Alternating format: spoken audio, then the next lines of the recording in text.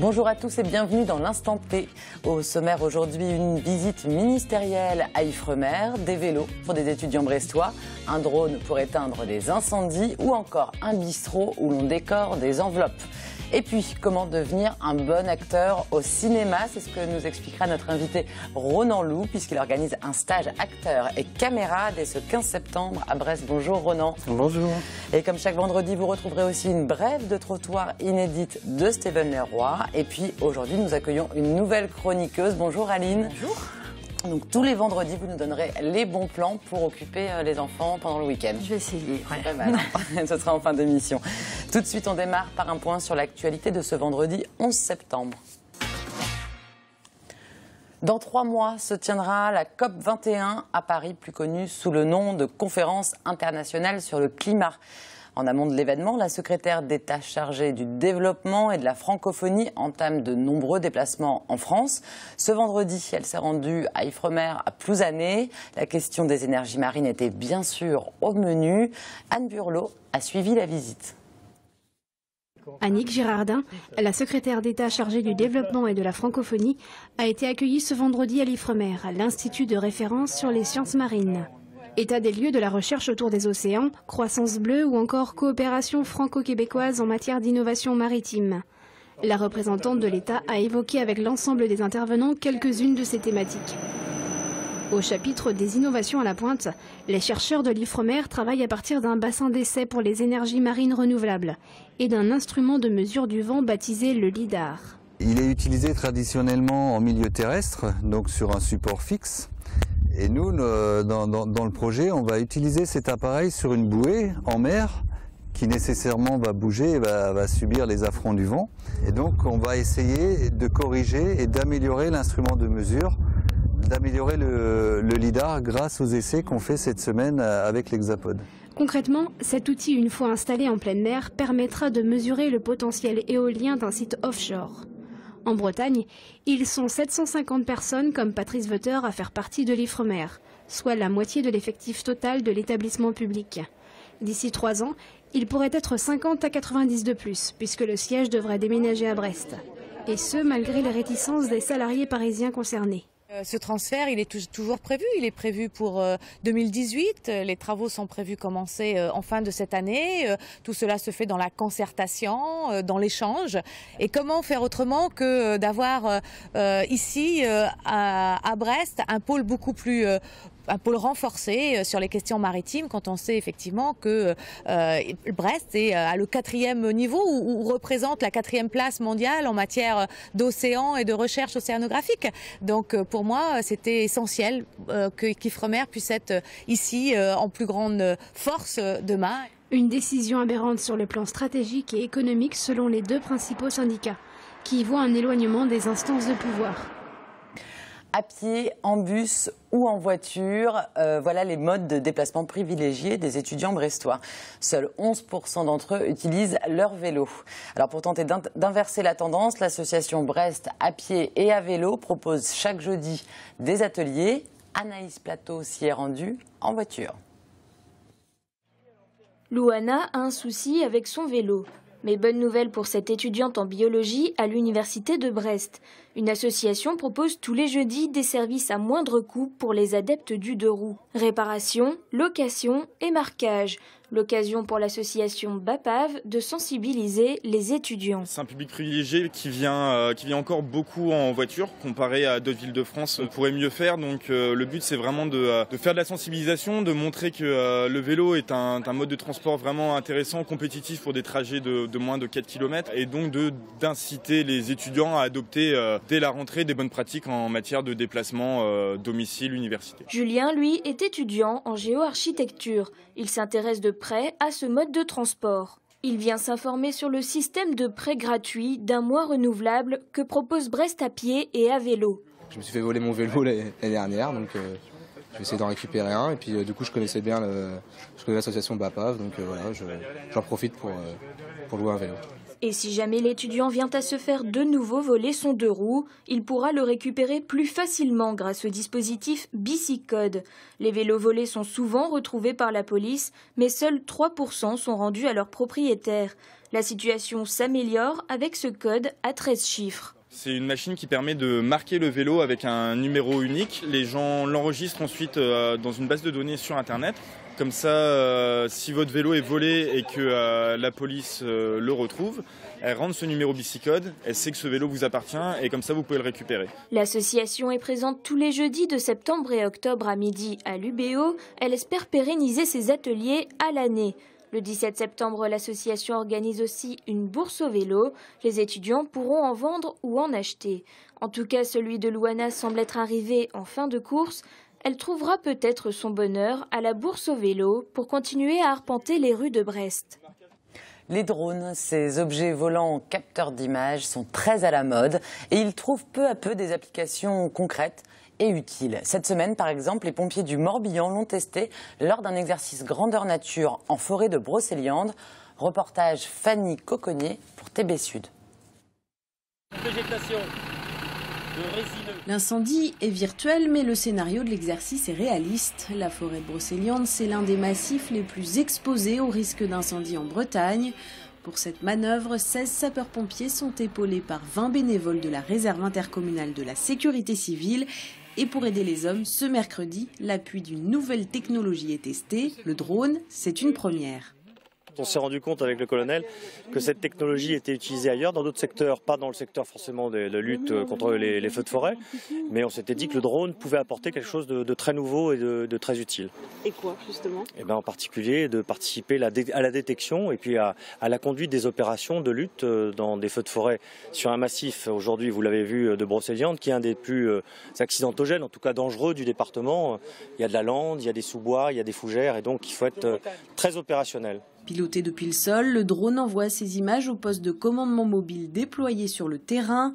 Il devient un outil d'aide à la décision. Les drones sont aujourd'hui un dispositif qui nous permettent de coiffer l'opération sur le plan aérien et d'avoir une vue aérienne de ce qui peut se passer sur des étendues suffisamment larges pour lesquelles on peut avoir des difficultés à faire des reconnaissances à pied et pour lesquelles aussi, compte tenu du bois, nous ayons des difficultés aussi pour bien saisir l'intégralité du feu, le contour du feu et sa progression. Ce premier exercice à taille réelle a confirmé l'intérêt des sapeurs-pompiers pour l'utilisation du drone.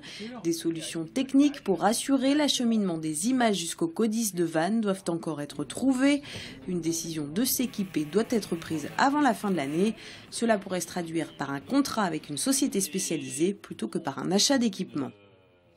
Dans les Côtes-d'Armor, maintenant, c'est un bistrot pour le moins original qui vient d'ouvrir ses portes à Saint-Brieuc. C'est le café du dimanche où les clients qui le désirent sont initiés à l'art postal. Alors autrement dit, c'est l'art d'écrire et de décorer son courrier. Découverte des lieux avec Anne Burlot. C'est au cœur d'un quartier de friche industrielle qu'on peut découvrir ce café chaleureux et intimiste. Pas une journée ne passe sans que Daniel ne s'arrête dans son troquet préféré. On revient à 50 ans en arrière, retrouver le petit bistrot impeccable. Tout le monde s'en rend compte. Et quand on y vient, on n'a pas envie de repartir. Ici, on peut boire un verre, bouquiner, papoter, mais surtout écrire des lettres personnalisées et décorées. Derrière autant de concentration et d'attention se cache une jolie déclaration d'amour. Là, je suis en train de faire une carte pour ma maman parce que c'est pour lui dire que je l'aime et que même si un jour elle a un souci, je pourrai toujours l'aider. La poésie traverse les âges sans jamais prendre une ride. Merveille, pisser debout sous un déluge de grêle, et c'est pas inventé. C'est de Kobayashi Issa qui devait peut-être avoir un problème de prostate, je sais pas. Robert déclame et c'est Bernadette, sa muse, qui prend la plume. Trouve-moi un petit truc gentil là. Je suis tombée en amour, comme diraient les Québécois, avec cet endroit, avec ce qu'on y fait. Et j'ai laissé déborder mon imagination, ma créativité, le peu que j'ai. Mais j'ai passé une belle après-midi que je n'oublierai pas. À l'origine de ces correspondances artistiques, Lon et Louise Maffard. Ce sont eux qui ont créé ce concept de bistrot unique en son genre. Eh bien, en fait, lorsqu'on a fait ce pari, on s'est dit qu'il faudra inciter les gens à écrire et peut-être qu'au début, ça sera difficile. Et alors, ça a été absolument incroyable. C'est-à-dire que les gens sont venus et se sont mis à écrire finalement sans même qu'on insiste vraiment. On peut parler avec les gens qui sont là et on peut écrire avec ceux qui ne sont pas là. Et c'est sûrement ça qui fait que ça marche. Le parrain et la marraine des lieux sont facteurs. Alors inévitablement, ils adhèrent à l'esprit. Je trouve que c'est toujours très sympa d'avoir quelque chose dans la boîte aux lettres, quoi. Parce que le mail, c'est un peu fade pour moi, quoi. Dans ces multiples tiroirs, chacun y puise son inspiration et son plaisir. Nous, dans ce lieu, on veut que les gens soient heureux. Et la correspondance, ça rend les gens heureux aussi. Voilà. C'est tout simple. Moi aussi, j'ai été piquée par le virus de l'art postal. Ce n'est pas un chef-d'œuvre, mais le cœur y est.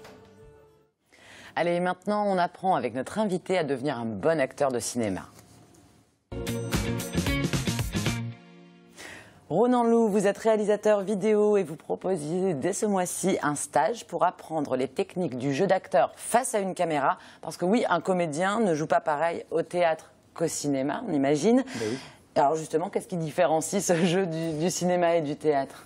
Je pense que la première chose, c'est que la caméra, c'est quelque chose de très curieux, qui va chercher tout ce qu'on peut-être on essaie de cacher par ailleurs. Ouais. Ça enlève tous les voiles. Et du coup, c'est un rapport complètement différent au jeu que ce qu'on peut avoir au théâtre. Tout simplement parce que le théâtre, ça correspond à peu près au cinéma à ce qu'on appelle un plan d'ensemble. C'est-à-dire que vous avez le cadre et puis l'acteur, c'est ça au milieu. Donc il faut qu'il fasse des grands gestes, des grandes expressions pour que ça passe. Et si vous faites un gros plan, il faut changer tout le jeu. Donc, plus de subtilité peut-être quand il y a une caméra qu'un public. Du coup, les tout petits, les micro-gestes de la figure sont importants. Je pense que nous, on essaie surtout au départ, surtout dans ce qui est l'initiation, de détacher cette idée d'essayer de contrôler tous les muscles, toutes les expressions, mais plutôt de se laisser aller à être soi-même, parce que c'est ça qui va vraiment passer de façon forte à la caméra. Alors c'est quoi la principale difficulté du jeu devant une caméra ? Justement, moi je dirais que c'est avant tout de se laisser aller. Ouais. Alors on va regarder un petit extrait du stage de l'année dernière. Vous aviez fait jouer à vos élèves une scène de Taxi Driver. On regarde. Ça, un ami, si vous voulez. Vous voulez être mon ami ? Ouais. Alors ? Qu'est-ce que vous en dites ? C'est gênant de rester là, à vous demander ça. Alors, juste 5 minutes, dehors, dans le coin. Je vous protégerai.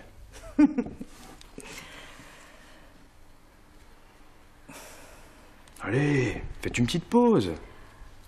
J'ai une pause à 16h. Si vous êtes là. À 16h. Aujourd'hui ? Je serai là. Je n'en doute pas.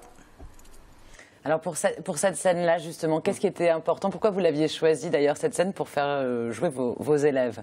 Le principe, c'est ça aussi, c'est que donc, pour ce stage d'acteur et caméra, on essaie de vraiment y prendre du plaisir aussi. Donc c'est super amusant de reprendre des scènes de classiques de films que tout le monde connaît, puis de glisser les gens là-dedans. Mais je trouve que c'est un bon exemple par rapport à ce qu'on disait juste avant aussi, parce que l'acteur qu'on voit là-dedans, qui a l'air assez à l'aise à la caméra, il n'essaie pas du tout de ressembler à De Niro.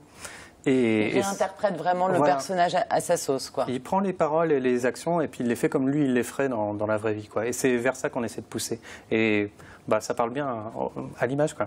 C'est qui ces stagiaires ? C'est des pros, des gens qui font du théâtre ou des amateurs complètement ?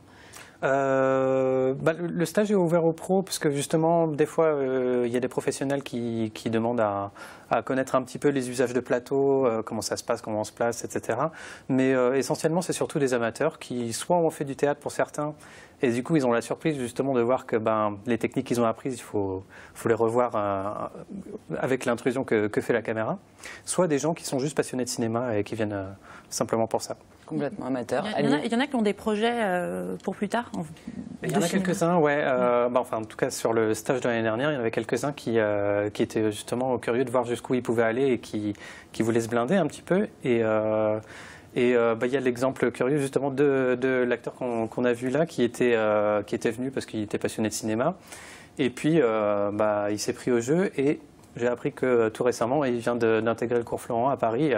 Donc, il a suivi une nouvelle passion, quoi. Vous formez des stars.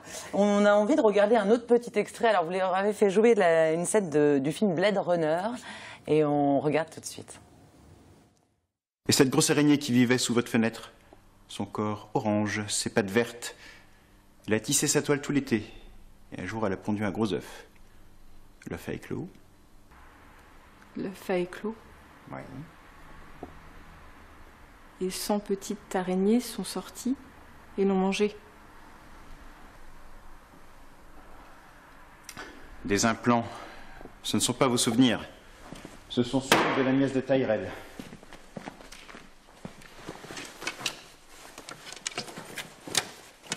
Alors là, par exemple, ce sont des acteurs professionnels ou amateurs sur cette scène-là? Ce sont des acteurs amateurs, mais qui avaient un peu d'expérience de théâtre. De théâtre. Ouais. Et eux venaient pour leur simple plaisir. Voilà. Ouais.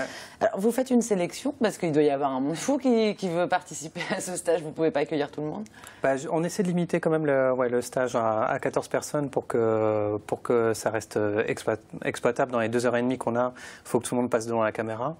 Mais pour l'instant, ça va encore. Ouais, mais non, on n'est pas dans un esprit de sélection. On veut vraiment que tous les gens qui veulent s'initier à ça puissent le faire, quoi. C'est quoi un bon acteur? On dit souvent, hein, c'est un bon acteur dans ce film. Mais c'est quoi, vous, en tant que réalisateur vidéo? Je pense que c'est un acteur qui va accepter de dépasser ses peurs. Parce que la caméra, c'est un peu une mise en danger. Et quand on passe de l'autre côté, quand on abandonne ses peurs, on accepte d'être montré tel qu'on est, eh ben, la récompense est immense. Ça peut vous permettre de... C'est une sorte de casting aussi pour vous, pour des projets vidéo que vous pourriez réaliser avec certains de ces comédiens? J'espère bien. En tout cas, moi, ça me fait... Enfin, on a aussi cette idée-là, c'est qu'on veut créer un vivier d'acteurs aussi. On pense qu'il y a beaucoup de talents à Brest qui s'ignorent et on veut leur tendre la perche et puis qu'ils puissent avoir des occasions de le montrer après. Et on l'a pas... vous êtes les seuls à faire ça dans le Finistère? Oui, et même plus largement que ça. Je pense que dans le Grand Ouest, il n'y a pas d'autres stages. Ouais. Il y a beaucoup de stages de théâtre, mais c'est vrai que caméra, il n'y a pas beaucoup. Ouais. Et on n'a pas cité votre co-organisatrice du stage, donc Clarence, qui est metteur en scène. Oui, alors ce stage est vraiment né autour d'une rencontre et d'une ambition commune. Clarence, elle a de l'expérience en tant qu'actrice de cinéma et metteur en scène de théâtre. Moi, j'avais pas mal de connaissances du côté technique. Et à nous deux, on se disait qu'il manquait vraiment ça, la mise en avant du jeu de cinéma qui n'est pas assez mis en avant, justement. Et on s'est dit qu'il y avait quelque chose à faire à Brest parce qu'on trouve que c'est une ville très cinématographique. Et ça va durer longtemps puisque y a des sessions jusqu'à 2017. Donc voilà, quand on s'engage avec vous, c'est un vrai processus sur le long terme. Pour ceux qui veulent, oui. Alors c'est vrai que là, on est sur le stage d'initiation qui commence très bientôt. Mais on s'est dit que c'était bien qu'ils puissent aller plus loin. Donc il y a des stages de confirmation. Il y a 4 stages étalés sur 2 ans qui leur permettront d'aller juste de la découverte de leur place à l'écran jusqu'à réaliser un court-métrage carrément en fin de parcours. Joli.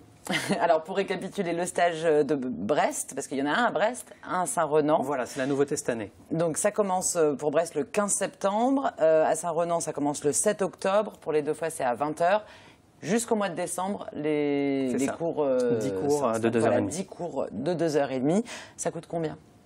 Du coup, le tarif, il faut voir. On envoie un dossier d'inscription avec toutes les informations là-dessus. Il suffit de nous contacter par mail. D'accord. Alors justement, par mail, pour vous inscrire à Brest, c'est sur actinbrest@gmail.com ou à actinsaintrenan@gmail.com. Voilà, comme ça c'est très clair. Merci beaucoup Ronan. C'est maintenant l'heure de retrouver Steven Leroy qui aujourd'hui nous parle des Jeux Olympiques.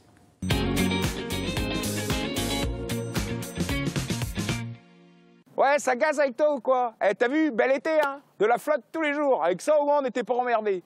Bon, et moi, quand même, dans l'été, ce qui m'a vraiment gêné, c'est cette histoire de Jeux Olympiques, quoi. Parce que pour une fois qu'il y avait peut-être moyen d'avoir un truc sympa à la carré, finalement, on l'a dans le fion. Je t'explique. Peut-être Paris va avoir les Jeux Olympiques, et bon, pour la voile, disons, la Seine, c'est nul, quoi. C'est nul, zéro patate. Donc, ils avaient demandé un peu... aux autres de savoir un peu où les mecs pourraient aller faire des ronds dans l'eau pour gagner des médailles. Et nous, Brest, on était devant. Et puis moi, je m'étais dit, avec ça va être bien parce que bon, il n'y a pas mieux que la rade de Brest. De toute façon, ça, c'est bien connu. Hein, c'est la plus belle rade du monde. Il y a du zef, l'eau est claire, tout ça. Et non, non, en fait, ils ont préféré Marseille, quoi. Alors là, bon, si tu veux, j'ai cherché des explications rationnelles quand même pour savoir pourquoi ils avaient préféré Marseille. Parce que c'est pas net quand même. Alors j'ai trouvé plusieurs pistes, quoi. Je sais pas si c'est la bonne. Bon, déjà, les mecs qui ont choisi le truc, c'est des glampecs de Parigot. C'est des mecs qui ont rien dans le cigare, qui ont accouché du monde en moins de 2 minutes. Et ils se sont peut-être dit, parce que c'est Olympique de Marseille, que c'était obligé que ce soit là-bas la ville olympique, quoi. Mais je me suis dit, bon, ils sont peut-être cons, mais il y a des limites quand même. Enfin, pourquoi pas aller dans ces cas-là à Girondin de Bordeaux? Tu fais des épreuves de Girondin, quoi. Donc ça doit pas être ça. Deuxième hypothèse, l'entraîneur de Marseille de foot, il s'appelle Michel. Mèche, quoi. Alors bon, je me suis peut-être dit, tiens, Michel, c'est Bressois, c'est Mèche, donc on va donner à Brest, mais en fait, c'est Marseille. Bon, ça, c'est nul aussi, je pense que c'est pas ça. Troisième hypothèse, imagine, t'as un coef de 115 le jour des Jeux Olympiques. T'as tous les mecs qui sont sur la grève du Moulin Blanc, l'arrêt à l'air, en train de chercher des palourdes. Peut-être que pour les plans larges de la Téloche, ça gênerait aux entournures de voir l'arrêt de Rémi Laoisen, quoi. Mais bon, on n'en sait rien. Peut-être que aussi, toi, tu fais de la télé, t'as peut-être moyen de cadrer différemment. Bon, bah, à part ça, je sais pas, ça aurait été sympa d'avoir un village olympique où tu reçois des réfugiés blancs et en bonne santé. Mais bon, ils iront ailleurs et ça, c'est dommage. Mais la bonne nouvelle dans l'affaire, c'est que j'ai trouvé la réponse quand même au fait que les Jeux Olympiques, eh ben, ils viennent pas ici. C'est rapport au voilier qui avait 1 tonne de cocaïne à bord et qui a pété juste au large, là. Du coup, ils ont décidé de faire le départ du Tour de France sur une barque offshore. Ouais, comme ça, les mecs auront qu'à se servir et puis ils feront du pédalo jusqu'à la rade de Brest. Sur ce, on n'est pas à l'Élysée. Bon, Ronan Loup, un mot sur le jeu d'acteur face caméra de Steven Leroy. Je pense que le naturel de Steven, on le présente plus. Irréprochable. Allez, tout de suite, on passe à l'instant môme. Alors Aline, vous êtes la spécialiste lorsqu'il s'agit d'occuper les enfants le week-end, pas seulement le week-end, vous avez des tas de bons plans que vous répertoriez sur le site kidiclick.fr. Expliquez-nous un petit peu ce que c'est que ce site. Kidiclick, c'est un site internet, donc un webzine, comme on dit quand on est branché, où j'essaie de répertorier effectivement toutes les idées de sortie pour les enfants pendant les vacances, le week-end, les mercredis, enfin, dès qu'il y a quelque chose à faire.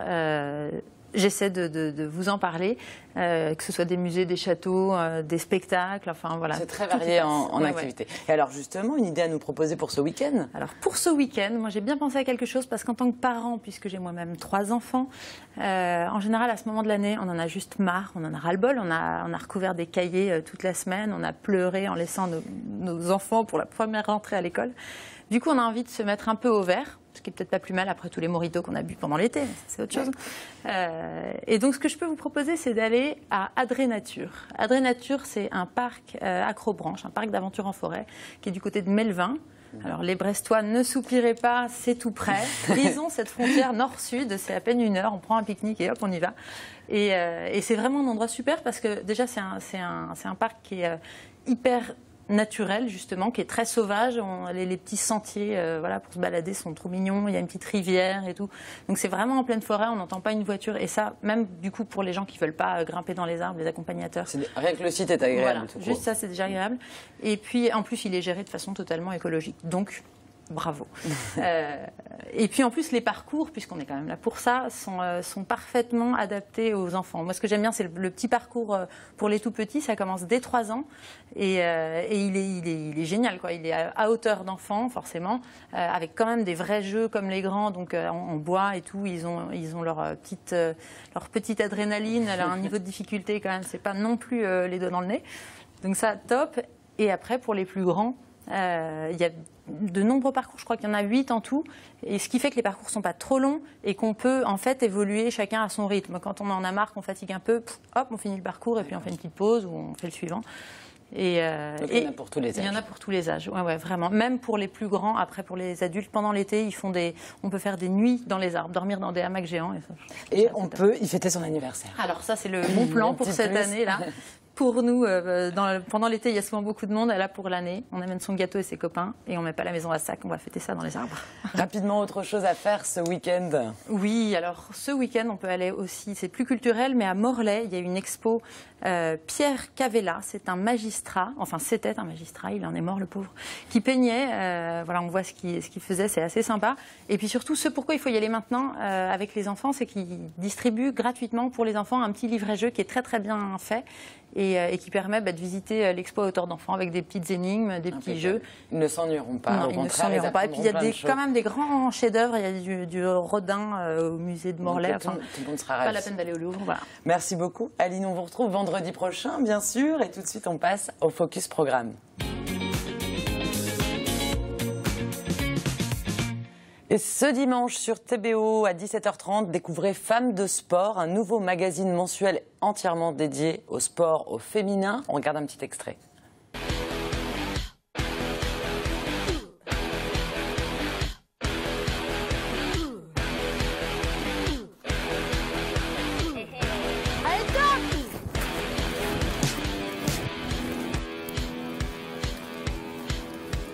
Donc le roller derby, c'est un sport américain qui est né dans les années 30. C'est un sport de course avec du contact. Donc il y a 2 équipes sur le terrain avec chacune 4 défenseuses, 1 attaquante. Les attaquantes doivent dépasser les défenseuses adverses pour marquer des points et donc les défenseuses doivent empêcher l'attaquante adverse de passer par des blocages, des coups d'épaule, des coups de fesses. Voilà, ça c'est donc dimanche à 17h30. Aline, il nous reste un tout petit peu de temps pour un dernier petit plan week-end. Ok, alors pour les parents vraiment très sympa, pas comme moi. Éloignez les enfants là, s'il y en a qui regardent, évitez.